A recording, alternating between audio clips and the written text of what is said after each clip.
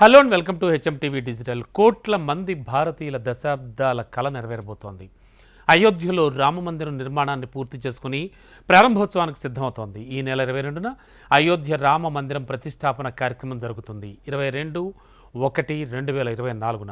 మరి కోట్లాది మంది భారతీయుల దశాబ్దాల కళ నెరవేరుతోన్న నేపథ్యంలో ఈ ప్రతిష్టాపన కార్యక్రమాన్ని ప్రధాని నరేంద్ర మోడీ చేయనుండగా దేశ విదేశాల నుంచి కూడా ప్రముఖులంతా హాజరవుతున్నారు. అయితే అయోధ్య రామాలయ ప్రారంభోత్సవం ప్రాణప్రతిష్ఠ కార్యక్రమాన్ని యావత్ భారతదేశంతో పాటు విదేశాల్లో కూడా లైవ్ టెలికాస్ట్ చేయనున్నారు.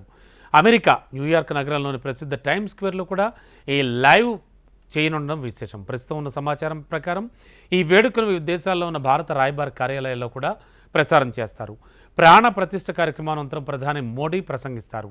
ఈ వేడుకకు సంబంధించిన సన్నాహాలను ప్రధాని మోడీ చాలా నిశ్చితంగా పరిశీలిస్తుండగా ఈ సందర్భంగా అనుసరించాల్సిన ఆచారాలు, సంప్రదాయాలు, నియమాలపై సవివరంగా తెలుసుకున్నట్లు సంబంధిత వర్గాలు కూడా తెలిపాయి. మొత్తానికి అయోధ్య రామాలయంలో రామ్లాలా విగ్రహ ప్రతిష్టాపనకు 84 సెకండ్ల పాటు శుభ సమయాన్ని నిర్ణయించారు. జనవరి 22న ఉదయం 12:29 నుంచి 12:30 మధ్య ఈ శుభముహూర్తం కూడా ఉంది. గర్భాలయంలో 5 ఏళ్ల బాలుడిగా శ్రీరాముడు దర్శనం ఇవ్వబోతున్నాడు. రామ్లాలా విగ్రహాన్ని కర్ణాటకకు చెందిన ప్రముఖ శిల్పి అరుణ్ యోగిరాజ్ రూపొందించారు.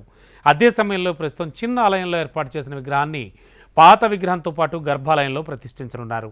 ఇక ఆలయం పొడవు తూర్పు నుంచి పడమర వరకు 380 అడుగులు, వెడల్పు 250 అడుగులు, ఎత్తు 121 అడుగులు ఉంటుంది. ఈ ఆలయం 3 అంతస్తులుంటే ఒక్కో అంతస్తు 20 అడుగుల ఎత్తులో ఉంటుంది. ఆలయంలో 392 స్తంభాలుంటే 44 తలుపులుంటాయి. మొత్తానికి ప్రతిదీ కూడా చాలా ప్రత్యేకించి తయారు చేసినటువంటి రామ్లల్లా మందిరం జనవరి 22వ తేదీన అట్టహాసంగా, ఆర్భాటంగా, రంగరంగ వైభవంగా, కళ్యాణం కమనీయం అనే రీతిలో ప్రారంభోత్సవం కాబోతోంది. ఇది ప్రతి దేశంలో కూడా లైవ్ చేయబోతున్నారు.